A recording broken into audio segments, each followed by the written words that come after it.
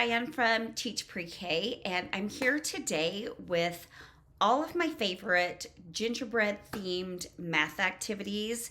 So if you want to make this gingerbread unit your best one ever, watch to the end for all my wonderful ideas. You're going to love them, I promise. So here we go.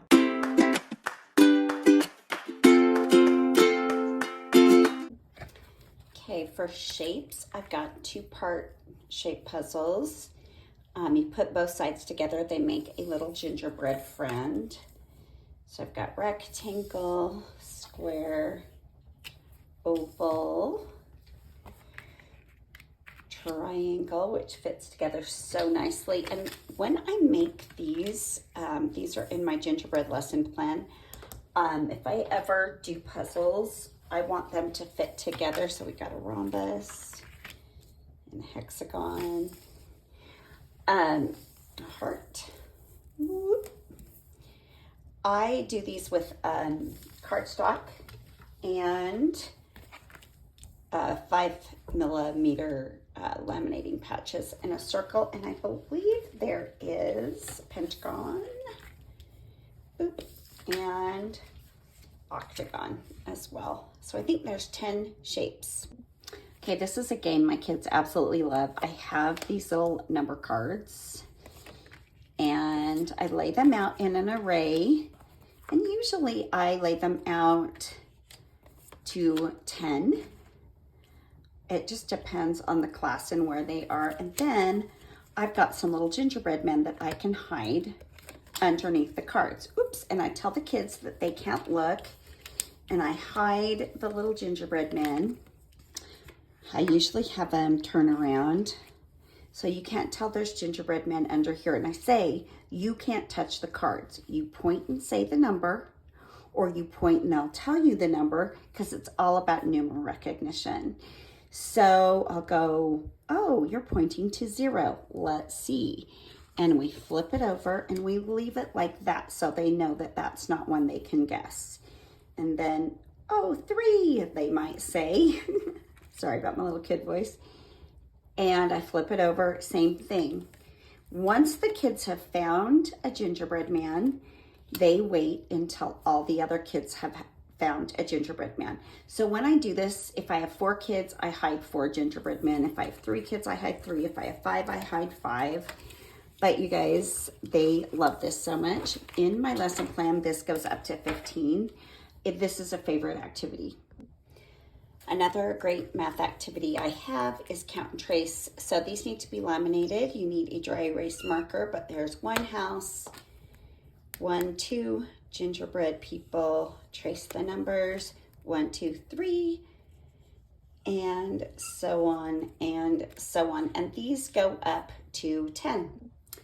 And then another numeral writing thing I have is a correct formation sheets. They just go in a sheet protector. You start at the green and you help the gingerbread man find his house, and you form the numbers. So there's 3. These also go 0 through 10, and there's 4. Okay, I've included this visual discrimination game in with math, and you guys, you can find these in my gingerbread math centers or my lesson plan, which will include literacy, art, classroom posters, stuff like that. But you look at all the gingerbread men and you find the face that is different. And some of them are really obvious. Some of them are not so obvious. And this is a great thing for the 3-year-olds. Ooh, that's not it. See, I tricked myself. Because they have a harder time with this. This is almost a little bit too easy for my pre-K. I wouldn't do this with my pre-K. So you just find which one is different, and that's it. Okay, this is a little numerical order activity. You just fit these pieces together, and I will do this at my math table where I've got a number line, and we just build this number line 0 through 10. Okay, I have a gingerbread men 10 frames activity, and I've got a couple different gingerbread men counting books from Scholastic. These come in color and black and white. They come filled in with the numbers and not filled in with the numbers. And the book I just showed you is one where it will count backward. So you can have the kids fill with these cards that come in my lesson plan that you can just cut out. And then as you count backward, just remove a gingerbread man, count, see how many you have, so on and so forth. Or I have like these little gingerbread man erasers, but I also have little plastic gingerbread man. So you can make it a definite, way more hands-on activity by using just some gingerbread manipulatives, candies, or whatever you've got. Same thing as you go through the book, just subtract each time and count to make sure you have as many as the book says. Okay, this next Math Center activity is also a favorite of the kids. You need one of these clear spinners. I get mine off Amazon, and I like to secure them with a little piece of tape.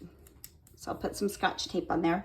And here's another thing. We get Unifix cubes in all the colors of the gingerbread men that you see on the spinner, on the graph, and just right here. So red, orange, yellow, green, blue, and brown. So I've got brown. So this is how we begin. And we just spin, oh my gosh, another brown. And I make a big deal, like when the kids get like lots of one, oh my gosh, another brown. Oh my gosh, I think all you're going to do is spin brown. Anyway, we just keep going until we have gone, oh my gosh, another brown. Can I even handle it? Until we have a pretty good graph. And for time's sake, I am going to just create my own little graph so you can see what we do next. This is really great because it's fine motor. It creates a graph, and you get to do a little bit of comparing when you're done and use a lot of different math language. So, okay, let's say the kids have been graphing, spinning, building their little towers, and we are done. So I'm going to get this how many sheet, and I'm going to count red. 1, 2, 3, 4, 5. And orange, 1, 2, 3. And I'm recording these with a dry erase marker. 2 yellow, 1, 2, 3, 4, 5, 6. Green, so the kids are counting with me. They all have their own. So I'm gonna do this for each one. I don't always record them, you guys. Sometimes I just go, oh, which one do you think has the most? And I'll see if they can visually figure this out. Green, and we'll count green. Which one do you think has the next most? And I'll let them just use your eyes. But with this one, I'm gonna say, okay, we had 5 red, 3 orange, 2 yellow, 6 green, 2 blue, and 4 brown. Which one had the most? Green. So green had the most. Which one had the least? Blue. Oh, but wait, so did yellow. Is this the same? That's the same. Those numbers are the same, and they both had the least.